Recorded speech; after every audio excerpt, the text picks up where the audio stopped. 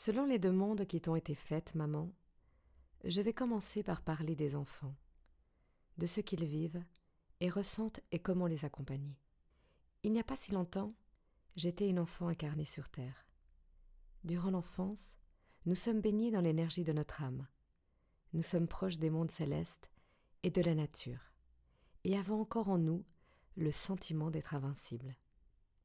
Nous construisons notre caractère, notre être terrestre, nos futures croyances et schémas. Nous avons besoin de repères, et nous les recherchons auprès des adultes. Nous ressentons les émotions des personnes que nous côtoyons, que ce soit à la maison, à l'école, dans la rue. Avec tout ce qui se passe actuellement, les enfants ressentent la peur et la colère, mais le pire, c'est l'incompréhension. Les enfants ont besoin qu'on leur exprime les choses avec les mots qu'ils peuvent comprendre. Ayez confiance en eux. Parlez-leur. Donnez-leur des réponses, même s'il y a des inconnus et des zones d'ombre. Par rapport au virus, comment leur expliquer? Cela dépend de l'âge de l'enfant, mais vous pourriez leur dire qu'un virus est comme un petit grain de poussière, invisible, qui va et vient, et que même s'il pénètre dans leur corps, celui-ci est assez fort et intelligent pour le désagréger. Parlez aux enfants du système immunitaire, leur expliquez l'importance de prendre soin de leur corps. Dites-leur qu'ils continuent à vivre dans la confiance, à s'amuser, à rire, à garder leur insouciance, que c'est aussi avec la joie qu'ils nourrissent leur système immunitaire. Le plus important est que l'enfant se sente aimé, car c'est l'amour qui le porte au-delà de toutes les négativités, des peurs, de la tristesse. Si je prends mon expérience, lorsque j'étais malade, tout mon monde s'est écroulé. Je ressentais votre désespoir, mais aussi et surtout votre force et tout l'amour que vous me donniez. C'est cela qui me portait, qui m'encourageait, qui m'élevait. Nous faisions partie du même combat. Je n'étais pas seule. Et pourtant, tu t'es envolée, Lina. Et il y en a eu des moments de désespoir, de peur, de tristesse, de révolte, durant les derniers mois de ta vie terrestre. Tu as aussi dû les ressentir. Oui, maman, mais tout ce qui importait était l'amour, car l'amour adoucit les souffrances et donne du courage. Tu ne m'as jamais menti, et tu as cru, tout comme moi. Tu ne m'as jamais fait porter tes émotions. Je ne t'ai pratiquement jamais vu pleurer. Et pourtant, des larmes, j'en ai tellement versé. Ta force intérieure m'apaisait, ton amour me berçait. Mon âme avait fait le choix de quitter ce plan pour que nous puissions ensuite apporter l'espérance et exprimer haut et fort qu'il n'y a pas de fin, que la mort est un passage, un retour vers la vraie demeure, et que nous pouvons continuer ensemble, même si nous sommes dans des états vibratoires différents. Ce que je veux expliquer ici aux adultes qui accompagnent des enfants durant des périodes déstabilisantes, c'est que l'enfant a besoin de repères, et qu'ils sont leurs repères. Et la base même du repère est l'amour. Avec l'amour, tout est possible. Merci, Lina. Les gens s'interrogent sur une éventuelle deuxième vague. La deuxième vague. Il faut bien comprendre le fonctionnement d'un virus. Il n'y a aucune prophylaxie, mis à part le renforcement du système immunitaire et de ce fait, la confiance en son corps physique. C'est là-dessus que, de ce moment de répit, vous pouvez élaborer des plans personnels. Les médecins du ciel vous ont donné plusieurs conseils à ce sujet. Vous avez été ébranlé par toutes les informations contradictoires, par l'autoritarisme des dirigeants, mais surtout par la peur de tomber malade. Vous êtes dans une phase de décompensation. Vous relâchez. Vous essayez de ne plus y penser, mais vous lisez et entendez parler d'une deuxième vague, probablement plus meurtrière. Comment, dans cette ambiance, retrouver la foi, retrouver la paix? En prenant conscience que vous êtes votre propre maître, que personne ne peut interférer dans votre prise en charge personnelle, qui est d'aligner vos fréquences avec celles du plus élevé de vous-même.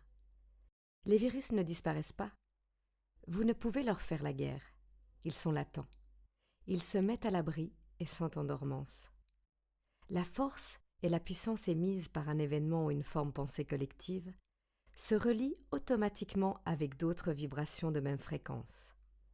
Les énergies de peur vibrent comme certains types de virus, dont celui-ci. La force de la forme pensée collective de la peur fait s'activer tous les virus de même type en latence. Plus les gens reprendront leur pouvoir et confiance en eux, et plus les rassemblements positifs seront volumineux au niveau du champ morphique, ce qui diminuera l'espace des énergies de tout ce qui vibre de manière inférieure. Et la deuxième vague, alors, qu'en penses-tu? Si les gens sont suffisamment dans l'énergie de confiance, ils ne seront pas touchés.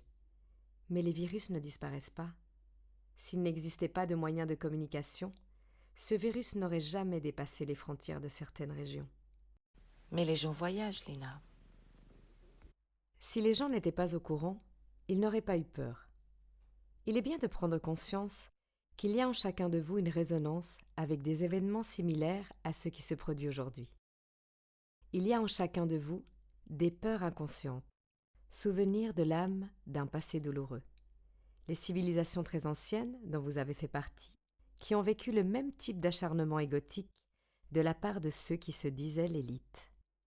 Aujourd'hui, il y a pourtant une différence énorme, parce que vous n'êtes plus des moutons inconscients, mais des êtres qui ont retrouvé ou sont en passe de retrouver leur divinité. Toute expérience, qu'elle soit très ancienne ou présente, est une marche d'évolution, et vous avez évolué. Je ne reviendrai pas sur tout ce qui se trame en amont, dont vous avez déjà en partie compris le processus. Car cela ne fait qu'attiser encore une fois les peurs, et ce sont les peurs qui vous retiennent prisonniers.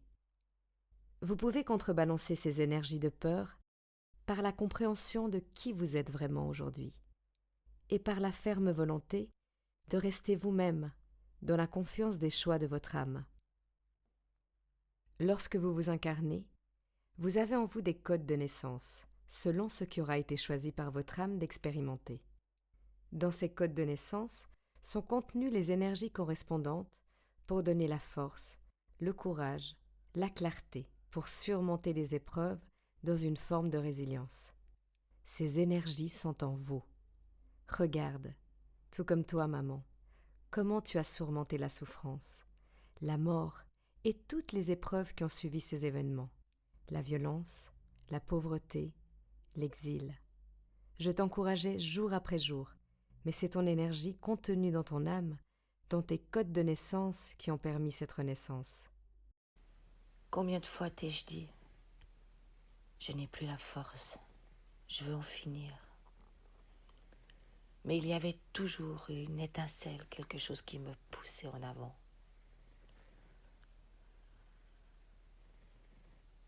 Donc, tu nous dis que ce que nous vivons actuellement, c'est quelque chose qui s'est déjà produit? Oui, les êtres de lumière en ont déjà parlé.